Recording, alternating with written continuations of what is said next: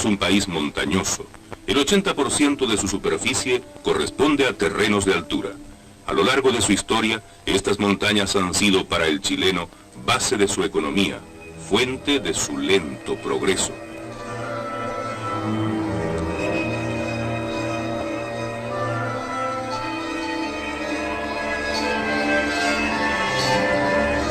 Infinidad de ricos minerales conforman la materia de las altas cumbres. El cobre es uno de ellos. Chile fue y es conocido en el mundo por su cobre. Fue y será también el gran abastecedor del metal rojo.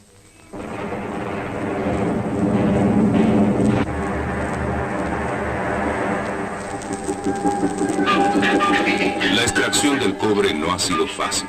En las minas a tajo abierto, calor sofocante, viento, polvo. En las subterráneas, el otro extremo. Temperaturas de 20 grados bajo cero, nieve, avalanchas, derrumbes. Pese a la creciente mecanización de las faenas, el hombre, el minero chileno, ha sido y es el principal motor de esta máquina gigantesca.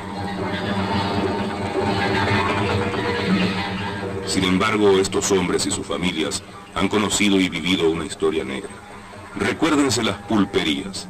En vez de sueldo, mercaderías o alimentos que enriquecían aún más al pulpero, al pulpo, a la compañía. Y la silicosis, o la prostitución. Calama, ciudad pequeña, tiene 300, 400 prostitutas. Y Rancagua, ¿cuántas?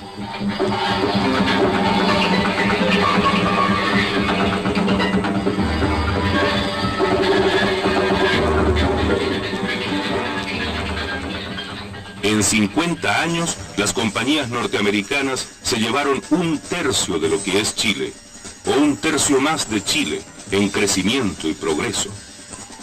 Lo que se llevaron es lo que no tenemos. 1/3 más de edificios, de hospitales, 1/3 más de escuelas y de universidades, 1/3 más de habitaciones, 1/3 más de todo lo que vemos a nuestro alrededor y que no alcanza para todos. Se llevaron también 1/3 más de nuestra dignidad, de nuestra soberanía, para emprender el despegue y levantarnos del subdesarrollo.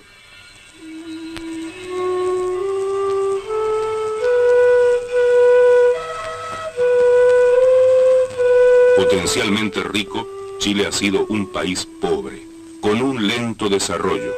Muchos chilenos deben ganarse la vida en oficios marginales. La desocupación es un problema que se arrastra por generaciones.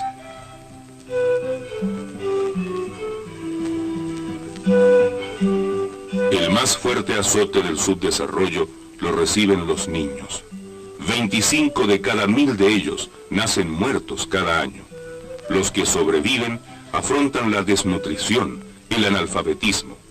30% de ellos sufren de deficiencias mentales. Pero cada familia proletaria sabe esto mejor que las estadísticas. Solo tiene que recordar que el mal tiene nombre y apellido, padre y madre. Subdesarrollo chileno, hijo de imperialismo y de dependencia.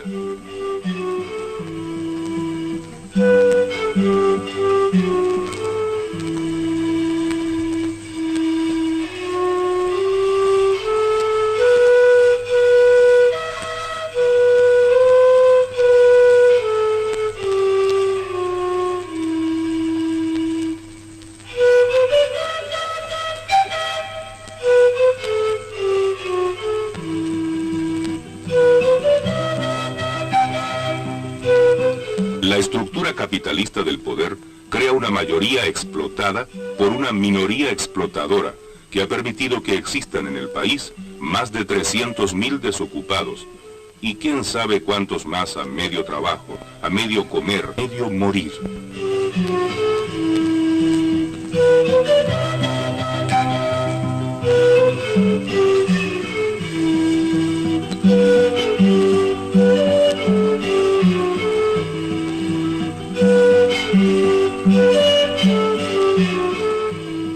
La vida bajo el subdesarrollo es así, arrastrada, pobre, mezquina. Su imagen destaca dolorosamente cuando el país es potencialmente rico, y más aún cuando su riqueza básica, el cobre, ha ido cada vez más contribuyendo al bienestar y al progreso de otras naciones más ricas. A partir de la segunda revolución industrial, el cobre fue adquiriendo una importancia espectacular por sus múltiples usos en la industria electrónica, de la construcción, de la automotriz. Su precio en el mercado mundial aumentaba constantemente. Así, el esfuerzo financiero de las compañías norteamericanas del cobre para echar a caminar a comienzos de este siglo los gigantescos minerales chilenos fue mínimo. Con una inversión inicial de algo más de $3 millones, el resto lo obtuvieron de las propias utilidades que hasta los niños mineros ayudaron a producir.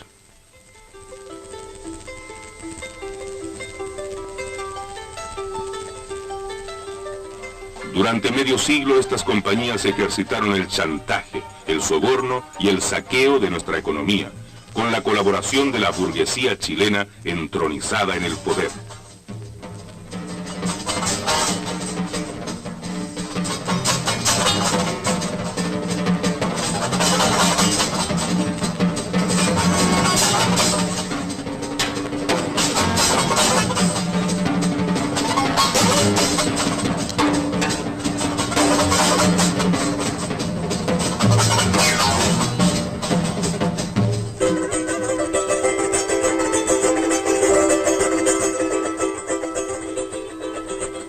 En 50 años de este siglo se fue gestando la unidad del pueblo, en heroicas luchas contra el enemigo interno, la burguesía, y contra el imperialismo norteamericano, representado por las grandes compañías del cobre.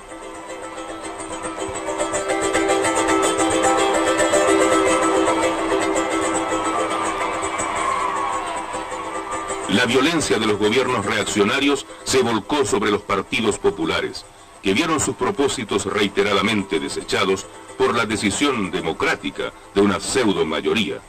Grandes marchas de obreros, campesinos y estudiantes, paros nacionales, huelgas impulsadas por reivindicaciones económicas, encontraron siempre como respuesta la represión armada de los gobiernos derechistas. Un lema era común en todas las manifestaciones: nacionalización.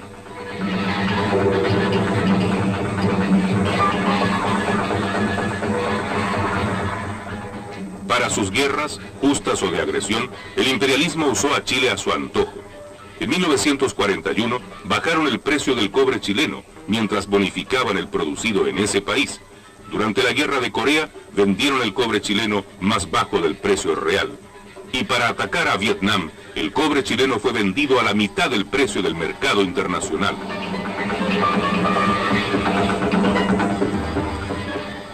Pese a las luchas que se daban para denunciar los escándalos del cobre, los gobiernos reaccionarios no trepidaron en otorgar a las empresas extranjeras nuevas granjerías, nuevos tratos, nacionalizaciones con apellido, que se traducían en ganancias netas para los monopolistas.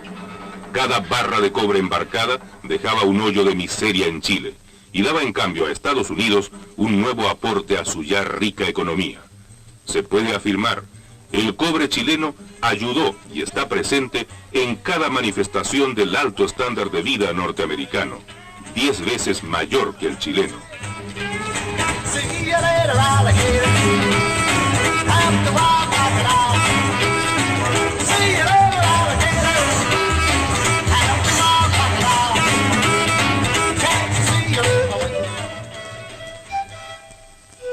País dependiente, Chile aceptó el estancamiento de su propia industria al dejar que las compañías norteamericanas elaboraran el cobre chileno en Estados Unidos.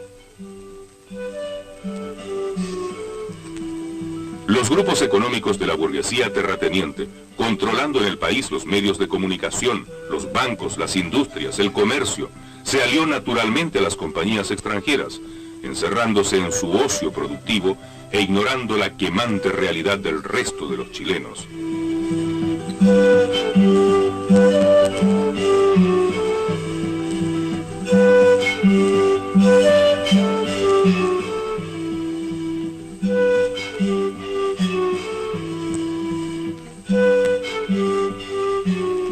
El pueblo conocía desde antiguo a sus enemigos, pero estos, con el poder político y el poder económico en sus manos, lograron mantener a gran parte de la población sumida en la miseria y en la inacción.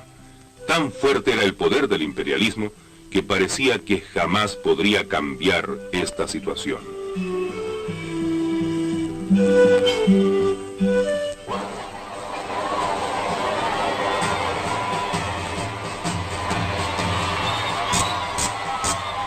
Llegó por fin el día que hoy vivimos, del triunfo del pueblo y su gobierno de unidad popular, el que planteó como medida de urgencia la recuperación de las riquezas básicas para garantizar integralmente la independencia económica y la plena soberanía. La nacionalización del cobre era la gran reivindicación nacional, la razón de existencia del movimiento popular. En la histórica Plaza de los Héroes de Rancagua, el 11 de julio de 1971, el presidente Allende proclamó esa fecha como el Día de la Dignidad Nacional. Los altos dirigentes del cobre encabezaron las columnas de mineros que con su presencia iban a respaldar a su presidente en el acto de anunciar lo que ya la ciudadanía toda había decidido.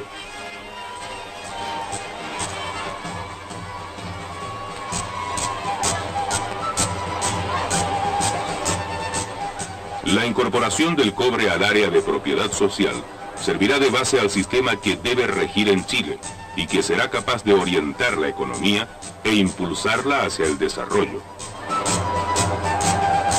Por eso, al llamar ese día el presidente Allende a un acto en la Plaza Heroica de Rancagua, lo hacía para proclamar la segunda independencia de la patria, consciente de la responsabilidad de los trabajadores del cobre para consolidar esta victoria, dijo: los trabajadores del cobre no serán dueños de las minas para beneficio exclusivo de ellos, son dueños de las minas en cuanto las minas le pertenecen al pueblo y los trabajadores del cobre forman parte del pueblo, pero los trabajadores del cobre tienen que entender, lo saben y lo van a vivir, que el esfuerzo de ellos estará destinado a hacer posible que cambie la vida del niño, la mujer y el hombre de la tierra chilena, que el esfuerzo de ellos y el cobre estará destinado al progreso de la patria, que al sudar trabajando el fondo de la mina están haciendo por un Chile